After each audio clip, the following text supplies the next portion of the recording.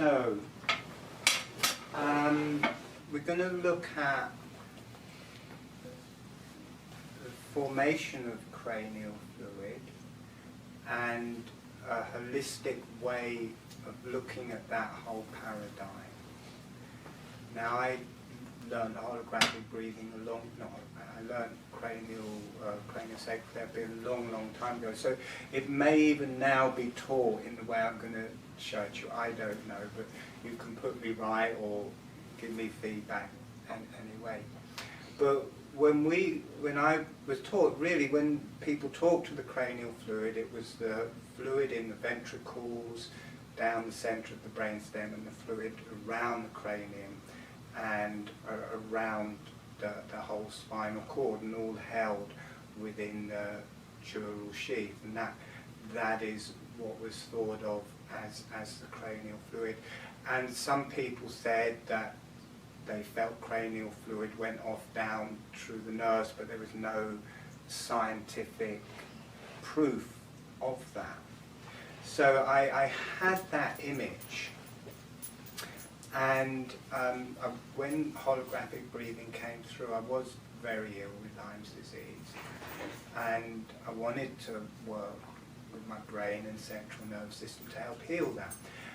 And when I allowed that to happen, I just had a completely different internal picture, which was the whole fluid of the whole brain was cranial fluid, and the fluid around it was cranial fluid. It was all cranial fluid, and that it freely and easily flowed off down through the nerves, which added a much bigger picture of the potency of the cranial fluid and the amount of cranial fluid you were dealing with.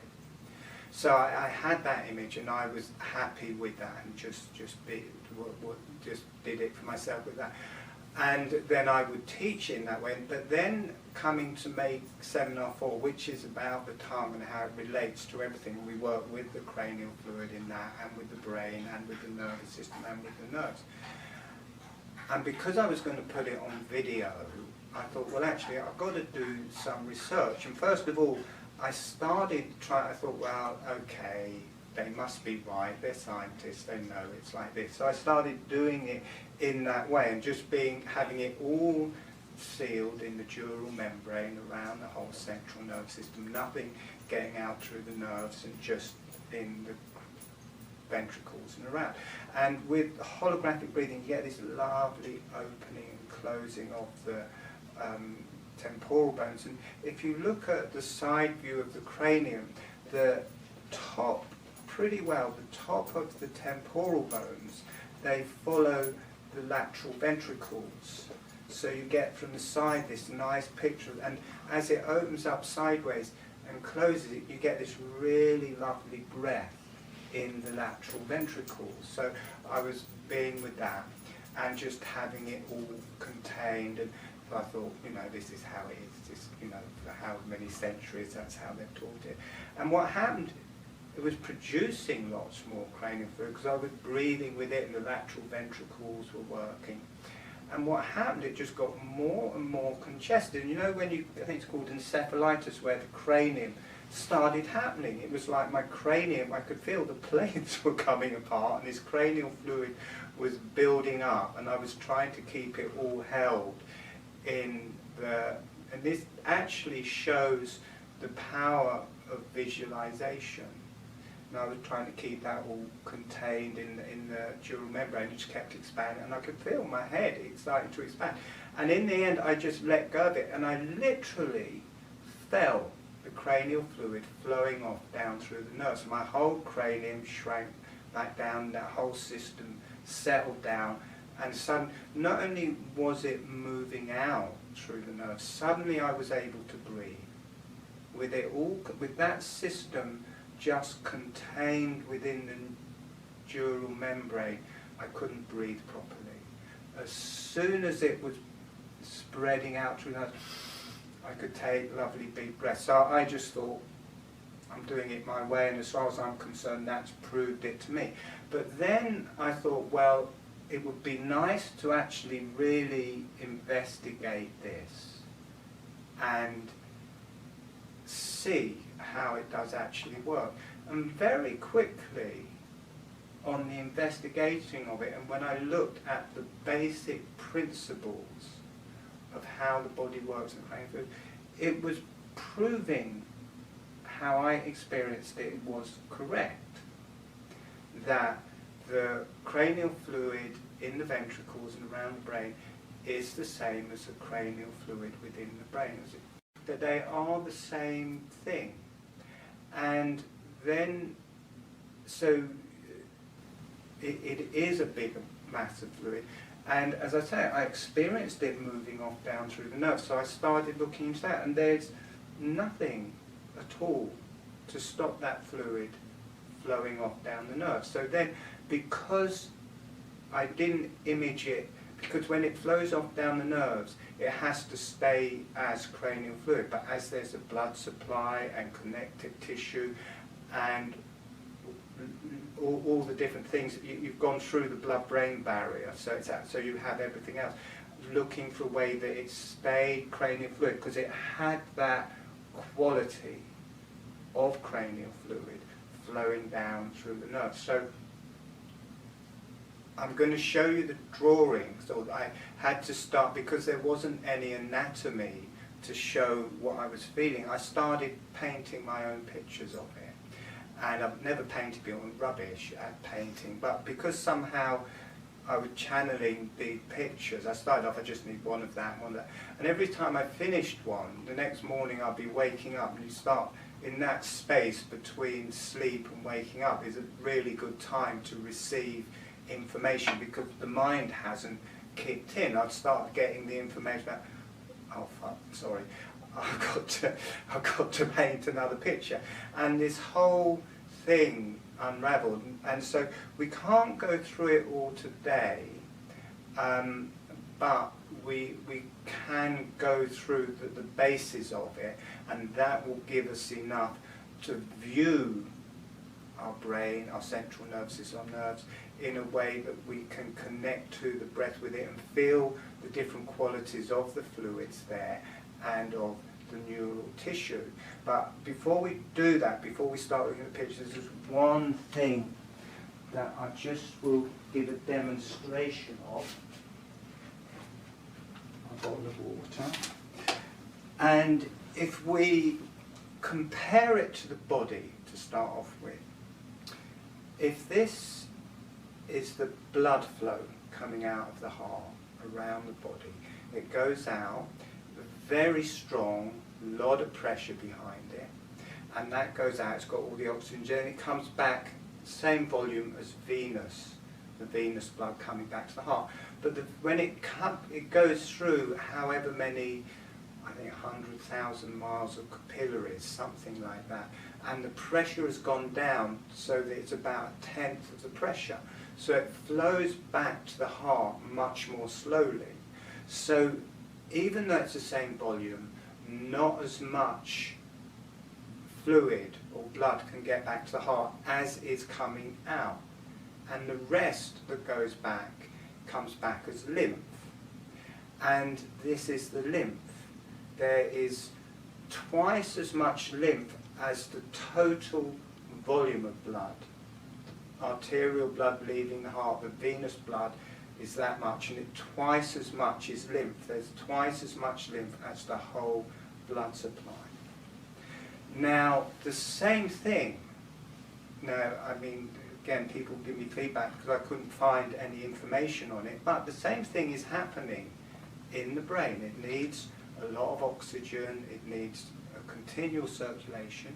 You've got the blood coming to it, very strong pressure, then the venous blood coming back much, much slower. And as it leaves the brain and is going through the venous sinuses, it is actually going so slowly there that it actually goes backwards sometimes. So it's going to be about the same.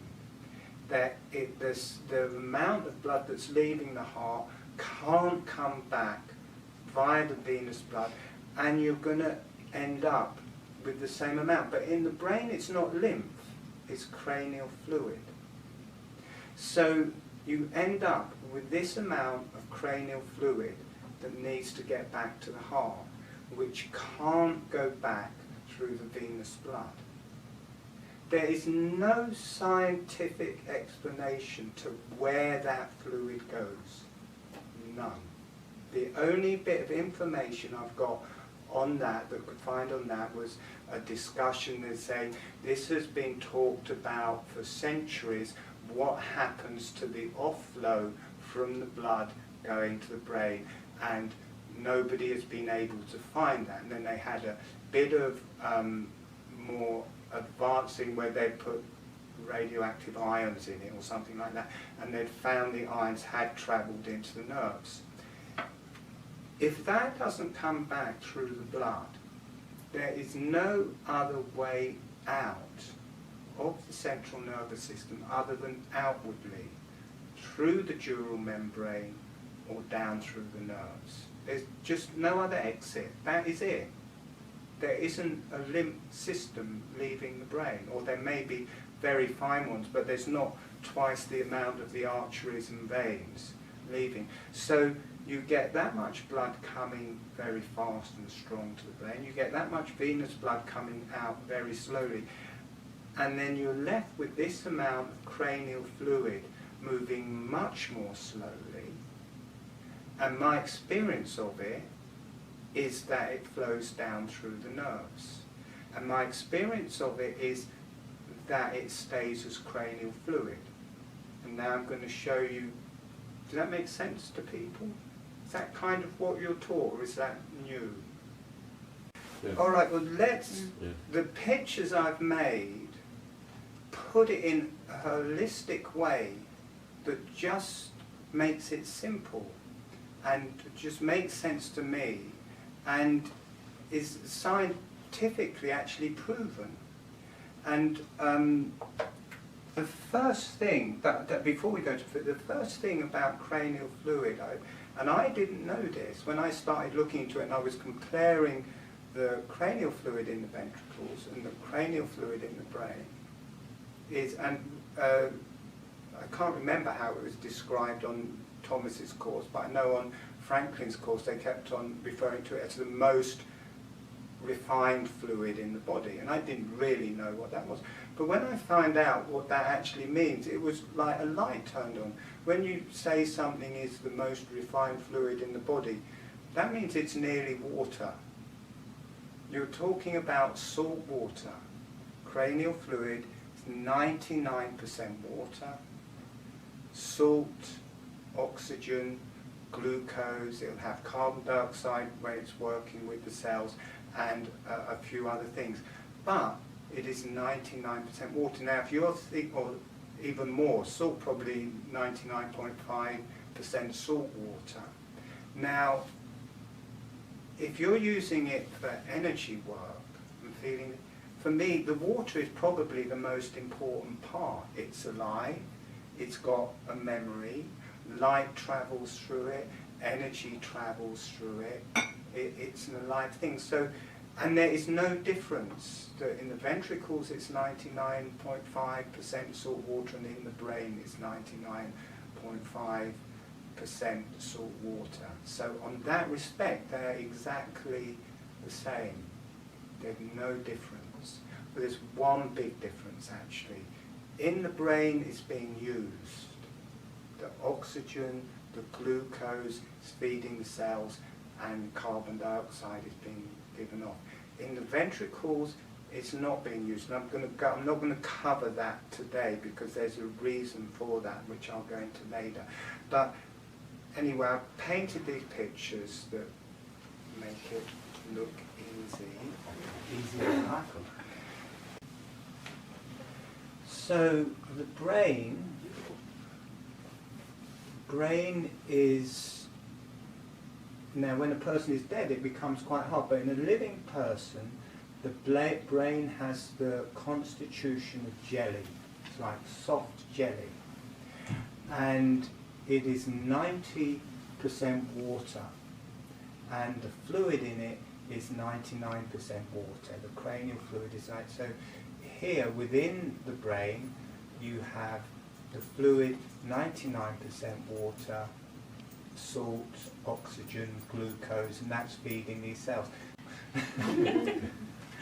Okay, so here we have the ventricle. This is 99% water, salt, oxygen, glucose. Now, these are ependymal cells joining the two.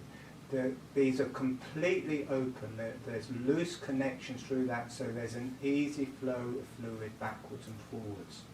These ependymal cells, they make a whole lining to the ventricles, down through where it goes down through the centre of the spine like a skin, and then where they come together they make folds and make a choroid plexus, and then they become tight connections, so only pure water and nothing else can come through, and that's important. We'll look at that in a bit. But basically this is water and this is water. It is the same.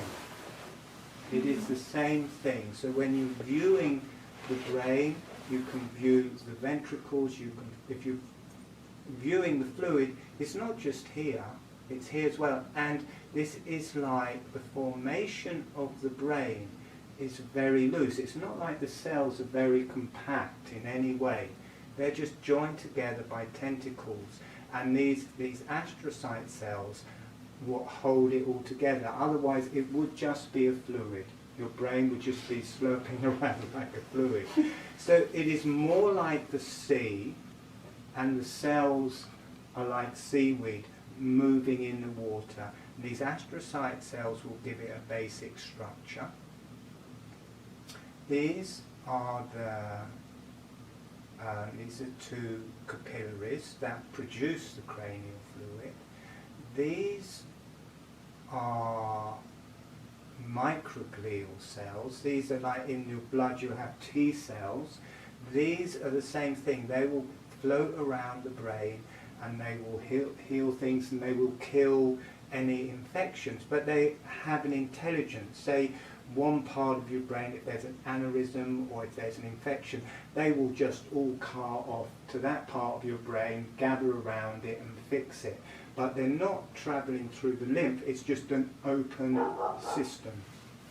So those are the immune system for it. Then we have the neurons, and the neurons are connected, I can't remember the name of these tubes, there's something or other tube, but they're connected together. And here we have two connections from other neurons connecting to this neuron, and they make this network through the whole brain, and then that is what becomes the nerve. So these tubes, they'll have one neuron, and then like for your arm, right, they'll have that one cell, and this tube that's coming off it, that'll be the whole length of your arm right up to your finger, so it can be incredibly long nerve, axon, yeah, or nerve fibers. And then around the axon we have the myelinated glial cells. Now this is, we're going to look at all the others, but this is the one we're going to look at. I'll just wait for, these are the ones we're going to look at for how it stays as cranial fluid as it moves down through the nerves. So I think that's enough for that picture. I think we've done all of that. So very quickly, and again we can go into this more to understand the myelinated glial cells, we've got to understand how the cranial fluid is produced. So within the brain, this is a capillary, and this is an endothelial cell.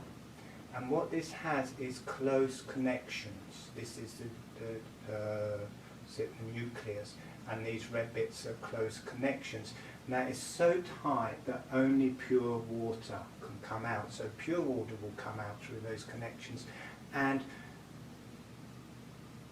one thing that makes me laugh when people say cranial fluid can't flow down the nerves or can't flow out through the dural membrane.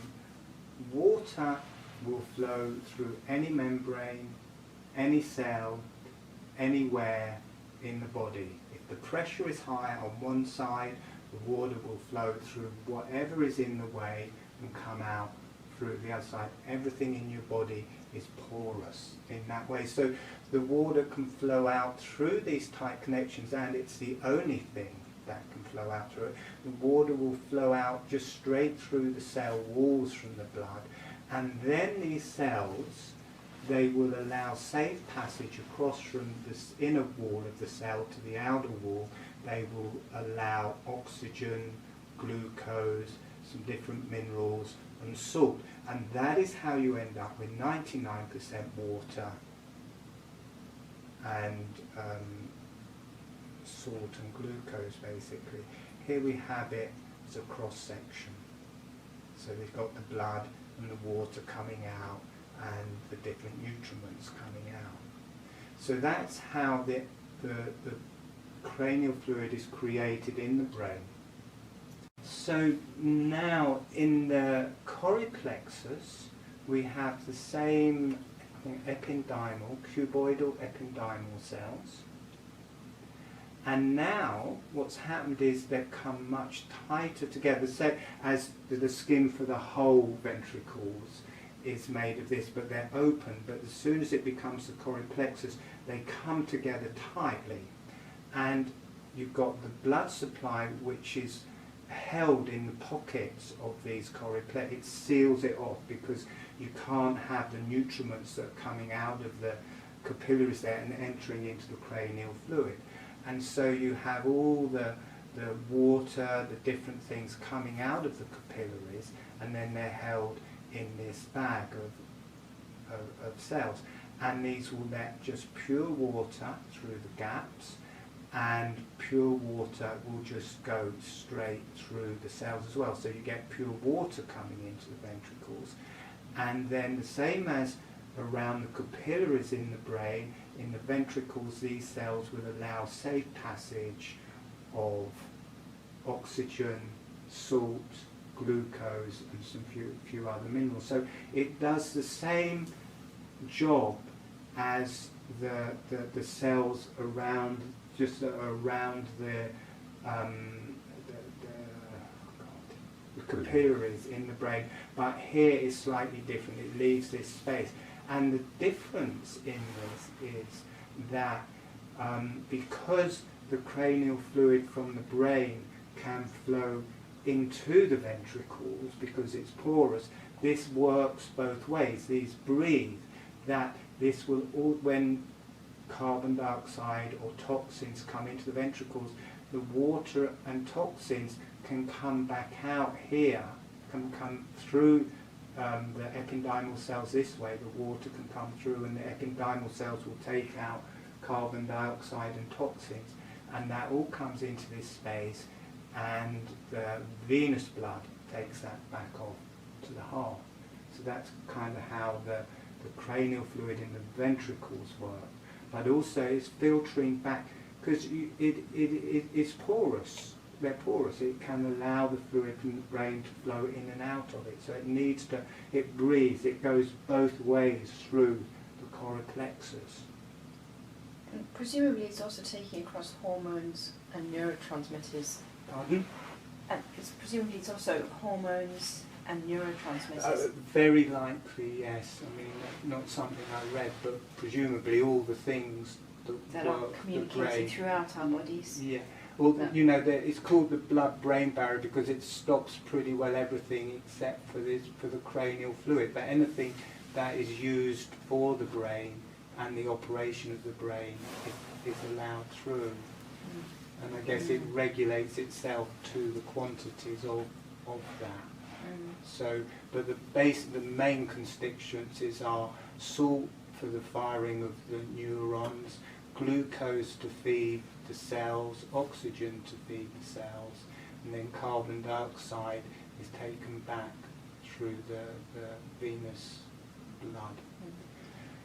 So that is how it's produced in the ventricles, and that is how it's produced in the brain. Now we come to my favourite little cells, myelinated glial cells. So this is the only other place where you have a tight connection that will only let through pure water. This is a cross-section with the outside and a cross-section through the axon, and this is a tight connection. It will only let in pure water and out pure water. And here where the fold comes together, this is also a tight connection. It will only let in pure water. This is a cross-section, so you've got the tight connection here. This just lets pure water in and out, and there should also be a little tight connection there. But you can see how much of the myelinated glial cell is actually cranial fluid. They talk of the myelinated glial cell as a rubbery sheath around the axon, but actually it's more than 50%, a lot more than 50% actually cranial fluid.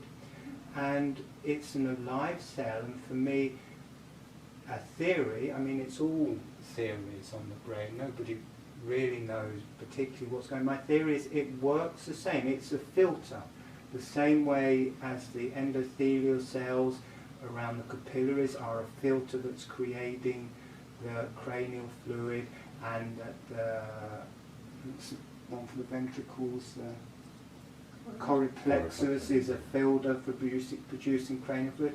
I think these, or my experience of these, is that they also create and filter cranial fluid, that it lets in pure water, and then through the outside of the shell it also lets in pure water, it lets in oxygen, glucose and things to feed this cell, and also to feed the axon in the middle, and then eliminates the carbon dioxide, but is creating its own environment of cranial fluid around the axon. Here you can see it from the side, the axon going through the middle. See how it opens up into these beautiful cells. The geometry of these cells is just beautiful, and the geometry creates an energy. We'll go into that later on. We're just doing it as a very general thing at this time. Now, let's actually come to that in a minute. So, let's just see. Because the way that I was taught about myelination in psychology is that it's like insulation around an electrical wire. That the purpose of the myelination is to allow the conductivity along the neurons to be maximized, because obviously it's passing electricity down neurons, and that if it didn't have that myelination, so in multiple sclerosis, it's the breakdown of the myelination that causes the problem. It's then I had a different theory. Yeah. I tell you, I mean that can be true. It can be that, but the cranial fluid in the myelinated seal is not an insulation. Maybe the body of it is an insulation, but I'll tell you what my theory on that is. If you look at this one, so when the electricity travels through a piece of myelinated axon, it will travel 50 times as quickly as non-myelinated, because when it's non-myelinated, the electricity creates a large wave pattern around the axon because it's not protected in any way, so it just doesn't travel as fast. Now, you've got all of this cranial fluid in here, which is salt water, which is a perfect conductor. So my theory isn't that this is just an insulation. Oh, come on. Isn't that it's just an insulation?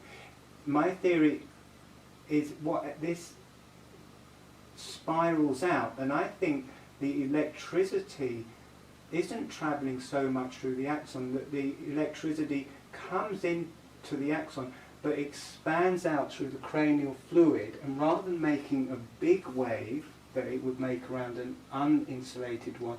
It's the myelinated cell is going around. That wave-like like a pattern coil. coils out, so it doesn't go so far. But it's going to travel. Salt water is the perfect conductor. But my thought is that it's going to travel through the coils of salt water in that cell faster than the axon, and that's why it travels so quickly. That's my you can also, you see, if you view that internally, right, and you're viewing a nerve going out through your body, and you view it as an axon surrounded by a bit of fatty tissue to insulate it, you get a completely different experience to if you visualize an axon travelling out as a nerve that's surrounded by myelinated glial cells that are producing cranial fluid and making a river of cranial fluid travelling down your nerve. That is two totally different experiences. And if I breathe and feel the cranial, there isn't a conduction for cranial fluid to move down the nerves if you visualize it in that way. And one of the reasons these are for me so open to breaking down is not so much the insulation from the outside, because if you break this outer skin, it will still have the same amount of layers of insulation between it and this. But if you break that outer skin, you completely break down the whole production and integrity of the cranial fluid within that cell as a living organism. So rather than viewing it as a bit of flat fatty tissue around the cell, you can view it as an organism, which it is, that has created cranial fluid, which it does, which makes a coil of cranial fluid. Now, whether that makes it travel faster through the axon or not, or whether the electricity travels through the cranial fluid, as I think it does, doesn't really matter. In the end, it's how you view it and how you view it internally, because for what we're doing, it doesn't really matter how the electricity travels down it. So let's go on from that. So let me just find that, because I'm just leading towards something here. Where is it? Is that it? Is there a way that can help people with MS? Pardon? Is there a way that thinking about the myelination in that way, can it help people with MS? We're going to do that. When we get onto the meditation bit, we're going to do that. So here we have the cranial fluid from the body of the brain, from the subarachnoid space around the brain, dropping down around the spine, and then for me this comes out down through the nerves. So this is it dropping. There you have the horse's tail, all these long nerves, and the dural sheath all around there. And here we have the nerve. This is the spinal cord coming down here. These are the bodies, I forgot what they're called. Cell bodies. Pardon? Cell bodies of the neurons. The L bodies. Cell bodies. Cell bodies, thank you, Andrew. The cell bodies of the neurons, and here in the middle you've got this central body of cranial fluid coming down from the brain and from the ventricles. And then you get these single axons that go off and travel the whole length of an arm, the whole length of a limb, or out to organs. So they're incredibly long for how wide they are. And they have these myelinated glial cells. And there is no membrane, nothing, to stop the fluid from here travelling down here. There's nothing. So to say cranial fluid can't flow down the nerve, why? You know, why would that be? The pia mater is very thin. Cranial fluid can flow from here into there and down. It can flow through here and down. The fluid from within the body of the spinal cord can flow down. There's nothing to stop that fluid flowing down through the nerves. Now the thing is, if it's flowing down between these myelinated glial cells, it's getting into the connective fibre, and it will just stop. It won't get very far. And there's also the blood supply as you start getting out. But something very interesting happens and it may have already started here. I'm not sure exactly what point it starts, but something very interesting happens.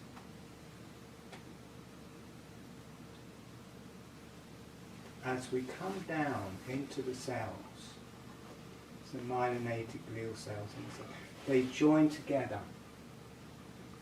And there's thousands of little tentacles joining each one of these together. And for me, these become capillaries for the cranial fluid to flow down and around the cells. Why is it doing that? Every time I look away, it changes. Winder its own. There we go. There we go.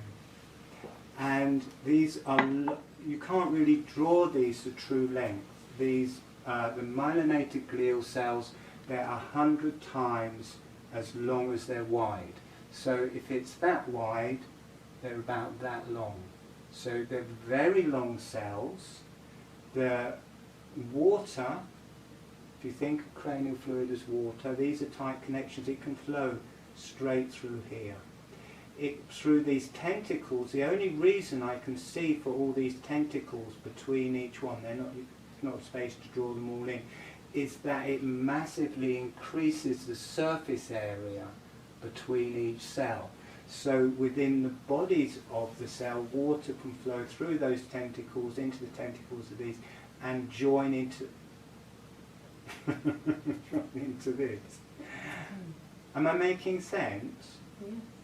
And then these become rivers of cranial fluid that are protected. They've got tight junctions all the way around, so only pure water can come in, only the nutriments that the cell wants can come in, and then the cell can let off carbon dioxide, whatever. So what the myelinated glial cells in the nerves will do, will create cranial fluid. Not only will they make a river of cranial fluid that can travel along the nerves, they will also create their own cranial fluid. So this is a cross section. So there's a blood supply to the connective tissue all around here.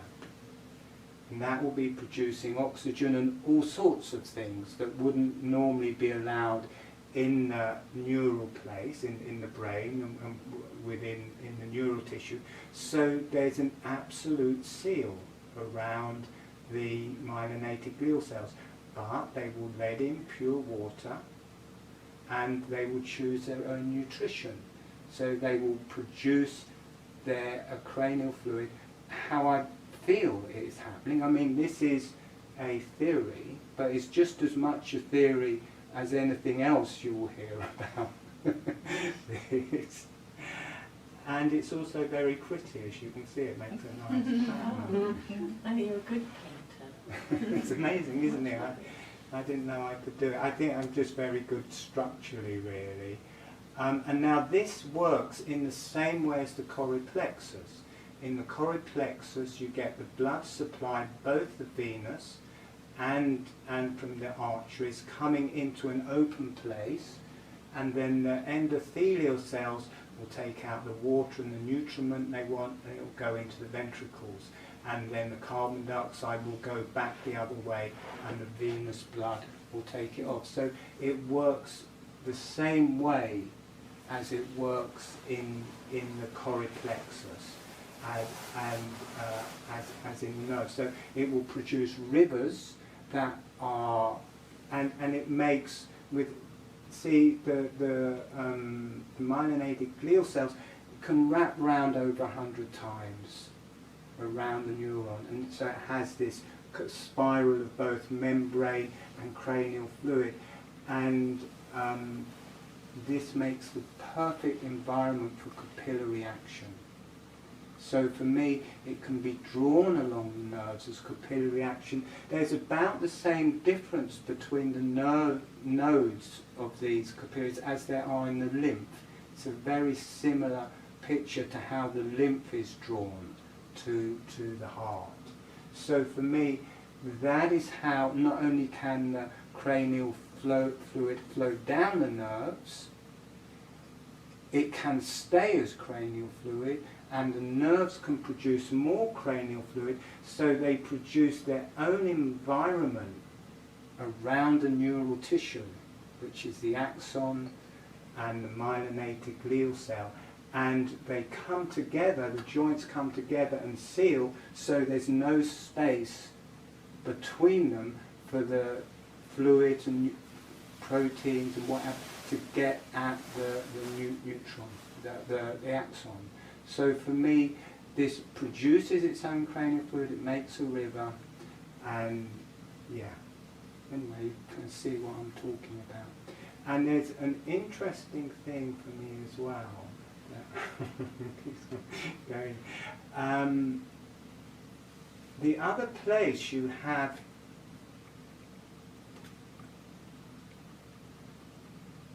a similar way of feeding, like, is in the placenta, where you have you have both the arterial blood and the venous blood coming into a space, and then the nutriments being taken out from that space and the toxins. It's in the placenta. And if you look at this picture, I don't know why I drew it, but I just did it, and it's a front view of the ventricles. There, these are the lateral, the central ventricle, the whatever this, what's this, the third ventricle, fourth ventricle. Then this is the thalamus, this is whatever the thing under the thalamus is called, this is the pons, these are the two halves of the cerebellum. A lot of people look at that and they kind of see a very feminine image, or image of the female genitalia. And you've got the choreplexus working in the same way as a placenta. And for me, the cranial fluid in this whole area is the same, scientifically or chemically, as the cranial fluid here or in the cerebrum here, but it has a very different quality. For me, it's actually much darker.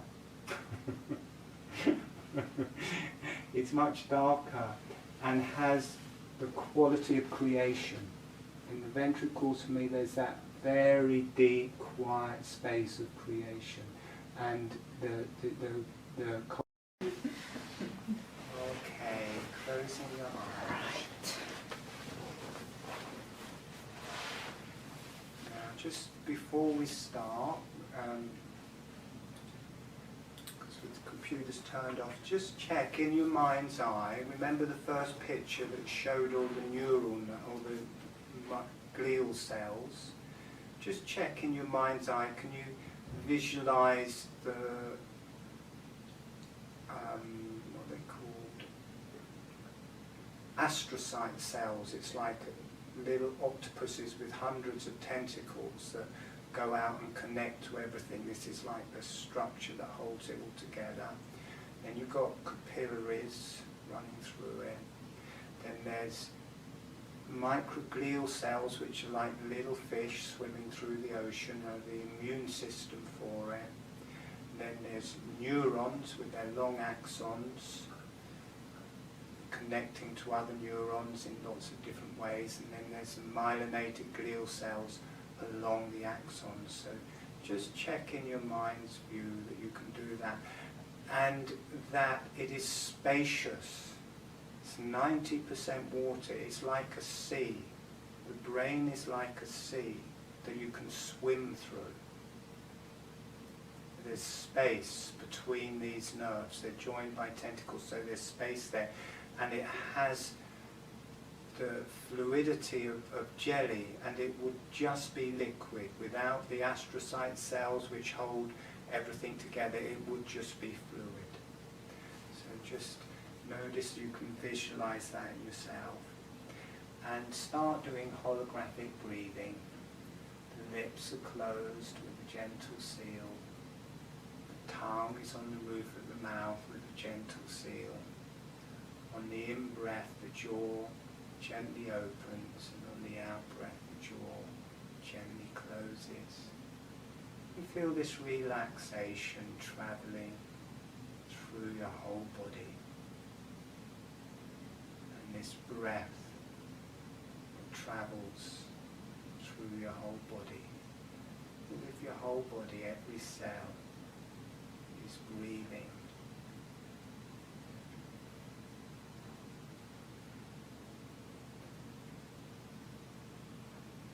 Let the awareness rise up into the sinuses in the middle of the face and the nasal passageways in the middle of the face. As I say, we're taking a little bit of a leap here, but hopefully it'll be okay. This part of the face relates a lot to the cranial fluid. Notice these large maxillary sinuses, if you're aware of those. They relate a lot to the lymph in the body, in the brain. They relate to the cranial fluid. In the ventricles and within the brain itself. The nasal passageways are more to do with the heart, and they relate to the blood circulation in the brain. So the centre of the face relates to the fluids in the brain. And from the large maxillary sinuses, notice, see if you can just drop back and be aware of the quality of cranial fluid in the brain and travelling down the spinal cord and in the subarachnoid space and in the ventricles. Notice this cranial fluid, and notice it has a bright, sparkly quality to it. And it's breathing, opening and closing, the cranium is opening and closing, the spine is opening and closing. So with holographic breathing you can journey through your anatomy. Notice if you can be aware with this gentle breath, being aware of the cranial fluid. Notice it fills the whole brain, the ventricles, the brain itself, and it's like a sea. The cells of the brain are like seaweed.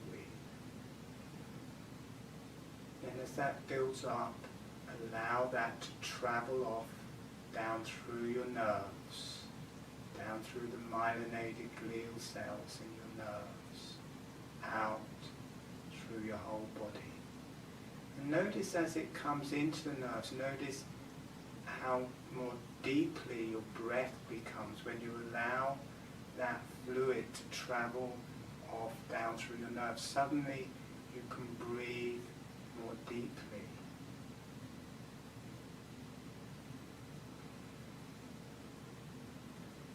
To keep the holographic breathing going, that's what allows you to journey. Relax the back of the neck, relax the back of the head. And then just be aware of this cranial fluid, just have it inside the whole dural membrane and not have it in the nerves for a while. Notice what that feels like, so you're just aware of the cranial fluid through the whole central nervous system in the brain and the spine. Breathe with that. Notice what it feels like. Notice the depth of your breath.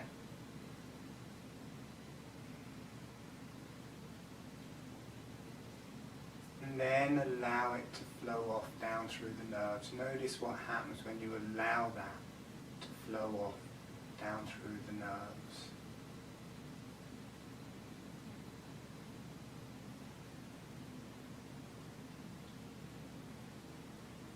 Notice what happens to the breath if it gets any deeper as it flows off through the nerves. And now in your mind's eye and in that whole area, become aware of the myelinated glial cells and the cranial fluid inside these cells. They have a feeling like they are breathing. They're opening and closing, and they're filtering cranial fluid for their internal system around the axons, so through the whole brain, through the whole spinal cord. Feel these little cells breathing, that they have these spirals of cranial fluid and they're little filters, and they're breathing cranial fluid. And then that these travel off down through the nerves like rivers, creating their own cranial fluid and being capillaries. This is a wonderful way to heal the myelinated glial cells. Notice there's a brightness to these cells. You may feel a flickering in the eyes. It's a higher cranial fluid. It rises up the face into the ethmoid and into the eyes a bit. They're much brighter, the cranial fluid, or for me, the cranial fluid within the myelinated glial cells, because of the geometry, has a brightness to it. It rises up the face a bit, into the eyes a bit. It's a higher energy. And then becoming aware of all the astrocyte cells through the whole central nervous system, holding everything together. You might find this much more grounded. It's much more to do with the mouth. These are the connective tissue. These are like the bones and muscles for the brain. They hold it all together as you breathe. They're floating in cranial fluid like seaweed, joining everything to everything. But there's a groundedness to them. They still communicate. And then these connect to the connective tissue running down through the nerves. To notice the quality of the astrocyte cells. This is more the lower body, the mouth, and the lower body for the central nervous system.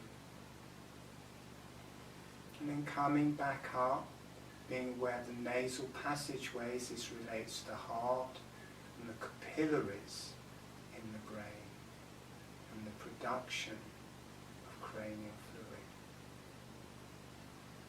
Being aware of the capillaries floating in cranial fluid, in the ventricles, cranial fluid in the ventricles and the whole brain, and the spinal cord. And then the little microglial cells swimming through this sea of cranial fluid. The cells are like seaweed.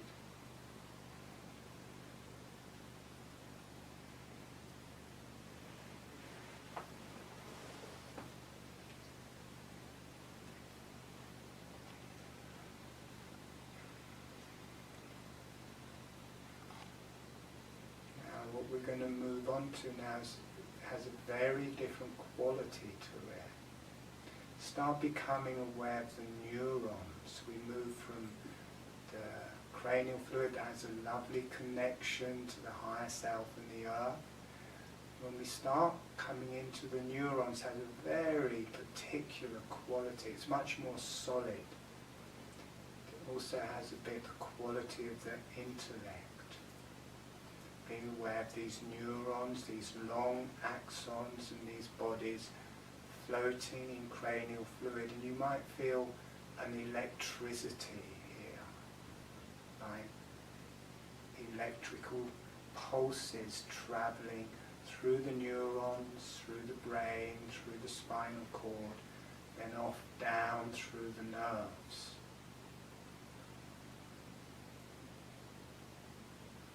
Can be a bit of a funny gestalt, because quite often we think we are these, we think we are the thoughts, we think we are the intellect. We sit here, and as we become aware of this, have to sit back a bit, make a lot of space, and that they're floating in cranial fluid. I quite often see little electrical charges moving through these, and these become our patterns, our thoughts. But as you sit with that, the bottom end is the intellect, and this rises and becomes a connection to the higher energies through these neurons. So the Kundalini, for me, travels through these, as well as the cranial fluid. So you have the cranial fluid, that is one part, and then the neurons. It's a bit like a yin-yang, and the cranial fluid bathes the neurons. So you remember to breathe with the holographic breathing. This will let you travel through this. And there's liberation from sitting back and just watching the charges travel through these neurons. And notice they connect to the eyes. The fluid connects to the sinuses and nasal passageways. The neurons are a bit higher. Notice how they connect to the eyes and to the ethmoid.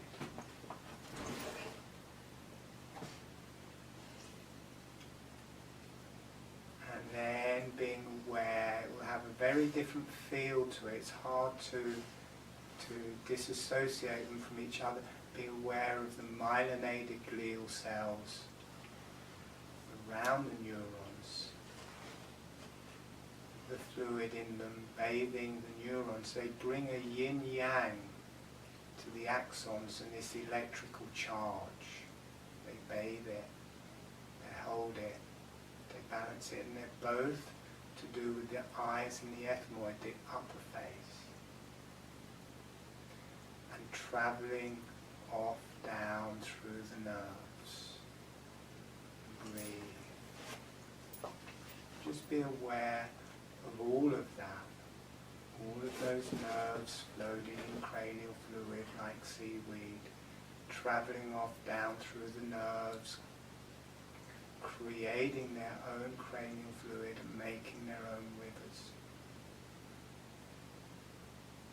As it spreads out through the body, it will connect to the more earthly energies. You might feel a dark energy from our bones, from our lower centers, traveling up through the nerves, up through the spine, up through the brain. And you may also feel a higher energy from the higher self coming down into the neurons, coming down into the cranial fluid, bathing this whole area.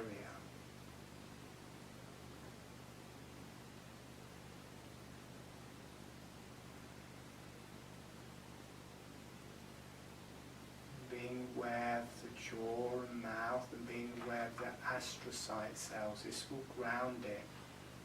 This will give it a grounding.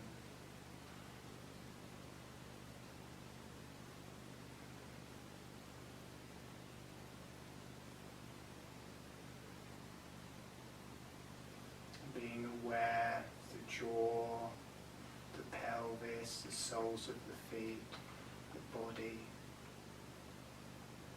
connection to the earth.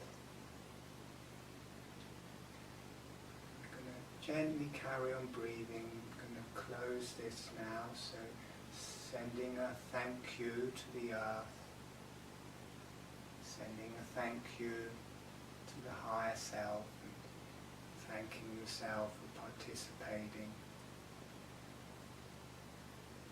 And you'd have created an energy, letting that energy go off for love and healing to the earth, for love and healing to the higher self, letting it go off for love and healing to all sentient beings, and you are a sentient being, allowing yourself to be loved and healed.